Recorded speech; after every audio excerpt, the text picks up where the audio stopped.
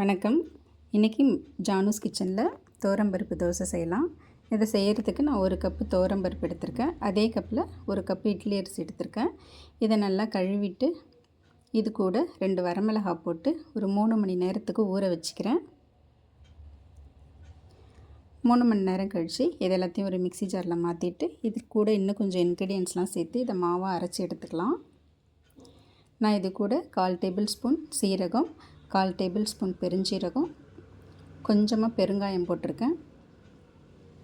ஒரே ஒரு பச்சை மிளகாய், ஒரு துண்டு இஞ்சி கட் பண்ணி போட்டிருக்கேன்.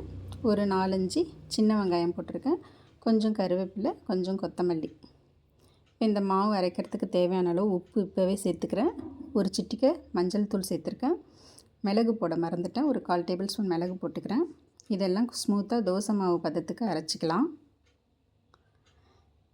இப்போ இது கூட இந்த மிக்ஸி ஜாரை கழுவிட்டு கொஞ்சமாக தண்ணி சேர்த்துக்கலாம். அவ்வளோதாங்க, துவரம்பருப்பு தோசைக்கு மாவு ரெடி ஆகிடுச்சு. இப்போ தோசை தவா காஞ்சதோ அது மேலே கொஞ்சமாக எண்ணெய் தீத்தி விட்டுக்கலாம். தோசை மாவை போட்டு இந்த மாதிரி மெல்லிசாக தீத்தி எடுத்துக்கலாம். தீயை நம்ம மீடியம் ஃப்ளேம்லேயே வச்சுக்கலாம்.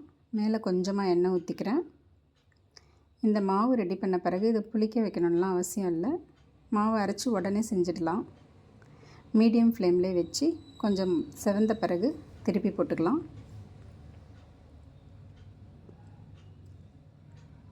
இந்த மாதிரி 2 பக்கமும் நல்லா செவந்த பிறகு தோசையை திருப்பி போட்டு எடுத்துடலாம்.